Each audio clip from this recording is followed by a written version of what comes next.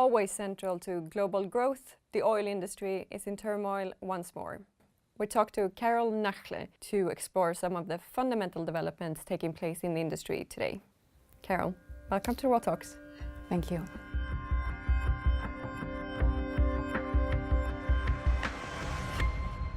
Let's consider the cheap oil environment of today. Media focus has mostly been on the negative effects seen for producer countries, but surely consumers worldwide, then they benefit.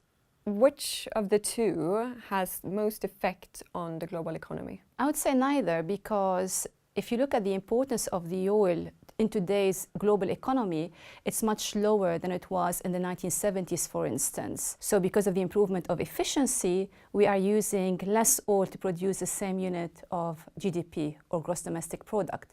And as such, we're not really seeing the impact of low oil prices. And I would say low, not cheap, because I don't think $50 a barrel is really cheap. When you're talking about 10 or 9, then this is where we're talking about cheap oil. But when we look at the impact of the decline in the oil price from 110 before summer 2014 to below that, we can see that the impact on the global economy has been very limited. And this is because of the efficiency gains that we have achieved over the last 20, 30 years, actually 40 years from the 1970s. Now, in terms of oil producers, and I would say net oil exporters and consumers, here I would be careful not to put all oil producers in the same basket, because you have those who have diversified economies and those who are more dependent on the oil revenues than others. So the more you are dependent on oil revenues, the more you are subject to or exposed to the changes in the oil price. And that's what we're seeing with many developing countries, from Nigeria to Angola to the Middle East, where we can see those governments running massive budget deficits and are having economic problems. But I always try to look at the positive side in every negative story. And if you look at the low periods of oil prices, this is a perfect period to encourage governments to implement economic reforms. For consumers, in general, it's supposed to be good news, because you say you're paying less, but this depends on whether you are fully exposed to the changes in the oil price. So in the US, this may be true, but here in Europe, especially here where we're sitting now, you have taxes on gasoline, for instance, high taxes.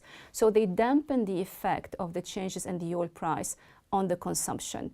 And the negative side of having low oil prices in today's debate is that it reduces the incentive to move to alternative sources of energy, which become less competitive with cheap oil. When people think of oil producers, they evoke these Western oil companies like BP, Shell, Exxon, etc. But in fact, they represent just a tiny fraction of world production. What does the global oil industry really look like? The global industry is much bigger than the Western oil companies. So if you look at the whole supply chain, from upstream exploration and production to midstream and downstream distribution of the oil products, you are talking about thousands of actors involved in this process. But if I look only at upstream in terms of ownership of proven oil reserves in the world, actually it's not the oil majors, the Western big oil companies, the Shells of this world or the Exxons of this world, who are the dominant player. They used to be in the 1960s and 1970s, but today it is the national oil companies who are the dominant players. However, we tend to think primarily of the Western major oil companies whenever we think about the oil industry or producers, for the plain fact that they are international oil companies. They have activities in more than one country all around the globe. They have been around from the beginning of the oil industry more than a century ago. They publish their financial accounts, so we know how much profits they are making because they are owned by international shareholders. So they are more visible to the average reader than the national oil companies, who are more opaque and less transparent than the international oil companies. But what we see today is that what is said to be the largest oil company, that's the Saudi Aramco, they are actually considering going public. Why is that? Well, that would be the biggest event for me in the oil industry to watch for. There are different drivers behind it, but it was mainly as part of the Saudi Arabia government to diversify away from oil, as part of their flagship economic reform agenda, the Vision 2030.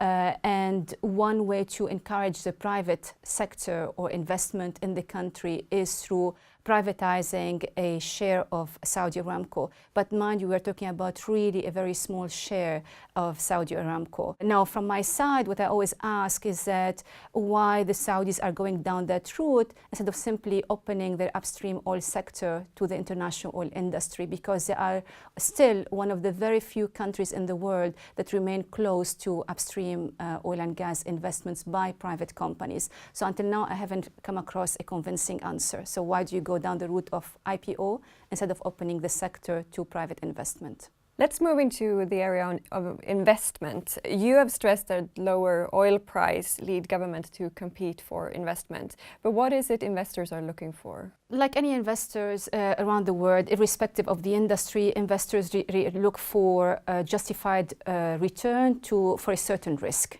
for a certain level of risk. And the higher the risk, the higher the returns. In the oil industry, how do you calculate the returns? You look at potential production. So for that, you need to look at how much you have in the ground, the size of the reserves. You look at the cost of production, you look at the oil price because they will determine your profit. You also look at the fiscal terms, which are perhaps the only tool within government control affecting directly the return on investors. And they also incorporate the risk, whether political risk, commercial risk, or geological risk, all these are incorporated. But investors will not look at one factor over the other. All these together should provide a sensible return for a certain level of risk. So even if we have two countries with the same oil field, oil projects, exactly the same geology, reserves, and production cost. But in one country you have political instability, so you have wars and unrest, and in the other you don't have that political instability, then the value of the project where you have stability is higher than the one where you don't have that stability. So this is what investors will look for. They will see how each of these factors will balance out in terms of rewards versus risk. How important is fiscal predictability? Fiscal predictability is very important because when you talk about oil and gas project, you're talking about the next 30, 40 years. So it's not only fiscal predictability, but you have other like oil price, you have cost issues. So there is lots of uncertainty when you're looking at the future. But because the fiscal terms are within government control, then governments can, at least by providing fiscal stability, they can minimize one risk component. Of course, it's something that investors would like to have, but we have to be realistic. If you set the fiscal terms at the beginning of an oil province life, so before you make discoveries, you should expect those terms to be revised when there are massive discoveries or when the production reaches a plateau or starts to decline. So while it's more of a wishful thinking and we should promote fiscal stability, but whether it can be guaranteed over that period of time, it's a bit too good to be true, to be secured. We were talking about developing oil fields and that it can take decades and that project value is based on the long-term prices and not the spot prices. But investors, they seem to be making decisions with today's newspaper in hand. Why is that? It's slightly more difficult than, more complicated than holding the newspaper in the hand. But it's a very simple economic concept. Today's prices, they shape future expectations. So that is really a very simple equation where whatever the oil price is today is going to shape your future expectations. So if you're starting from low oil price, then your expectations in the future are not going to be that high. Whereas if you start from a high price as today, then your expectations about future prices are going to be higher, which means you're going to have more money to spend, and then you can be bolder in your investment decisions. So you can go for more challenging projects, for costlier projects. And this is why we are really keen on understanding today's prices and where they are going. But why are investors so bad at investing counter-cyclically? Actually, investors should avoid tracing or chasing the oil price, and some companies do. I think it's quite known that, for example, ExxonMobil is one of the companies that go beyond, that does not really base its investment decision on the oil price cycle. But for others, they tend to succumb, if you want, to shareholders' pressure and to peers' pressure. So that's where you have to take that into consideration if you were the CEO of another major oil company. Let's move into the current supply issues. OPEC used to keep prices up by cutting production. Doing that today, they risk losing market shares to non-OPEC producers such as the US, Russia, Brazil, etc. So they keep pumping, and the market is flooded with oil. Is it a race to the bottom we see? Well, I tell you, with OPEC it's interesting because traditionally, and when I look at OPEC, I look mainly at Saudi Arabia because they are the one with the largest spare capacity. And when you have the spare capacity, then you act like the central bank.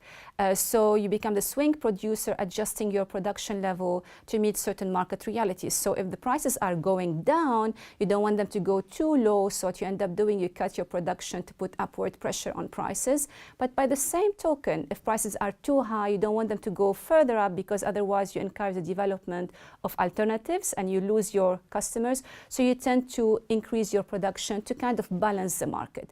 That was true up until summer 2014. But then when we had the crash in the oil price from 110 or 100 to really $30 a barrel, OPEC and the rest of the world realized there was a fundamental change in the oil market. That is the advent of shale oil production. And shale oil, unlike conventional oil production, it is much faster in terms of responding to oil prices. So traditionally, with conventional oil, you would take the investment decision today and you would expect oil production to start maybe 7 to 10 years down the line. With shale, it's a question of months, maybe 18 months. So there is this flexibility. So for 2 years, between almost summer 2014 and then December 2016, OPEC did not do anything. They let the market behave on its own. But where were the oil prices going? They were going down. Until December 16, it was not just OPEC. OPEC managed to have the biggest non-OPEC oil producers alliance in the history of the oil industry. And they agreed also to cut production, not to increase prices to where they used to be before summer 2014, but to put a floor to the oil price. And actually that's what happened. Oil prices were not going down, they went up again. But whatever they cut and announced in December 2016, it had to be extended. And today what we're seeing, we see the oil price hovering around 50. And if OPEC wants to see a bigger price, they will have to cut more. But as you said, they are going to lose market share. So you have here the dilemma: low oil price and bigger market share, or high oil price and smaller market share. So this is what OPEC has to decide. So who will blink first, Saudi Arabia or the Western producers? I have the feeling that it is Saudi Arabia who will, if OPEC decides to cut further, I think Saudi Arabia is going to take the lead because they would like to see the oil price going above 50, actually in the region of 60. And to be honest, they can afford it. At the end, they are the lowest cost producer. So it will be a very interesting time ahead for OPEC and the global oil industry. Now you mentioned shale oil and the shift that it meant to the global oil industry by increasing elasticity of supply, but why hasn't this taken off outside of the US? We go back to the concept of investment, the core relationship between investments and production. And if you look at the US in general, they are very investor friendly, especially we're talking about the oil investor. So this is where the oil industry from the beginning, more than a century ago, took off. And it's very well developed. It's a very competitive industry. You have well-developed infrastructure. You have all sorts of suppliers. You have government policies which are pro-investment. And you have a very important thing, which is the private ownership of the mineral in the ground, which is one of the few, actually, apart from few places in Canada, the only place in the world where you do have this private ownership of the mineral, and you also have less dense populated areas. So when you have all these components together and you look on the global map, you see that even though the US is not sitting on the biggest shale oil or shale gas reserves, but you understand why they led the revolution, and that revolution has been very slow in terms of being replicated elsewhere, because you don't have all these boxes, you're not taking all these boxes together. That said, I can see China following on the US footsteps, but here we also have some uncertainties because China is sitting on massive shale oil and gas reserves. What needs to happen in China for those reserves to develop? Encourage private investment. Can hydrocarbons coexist with climate change concerns?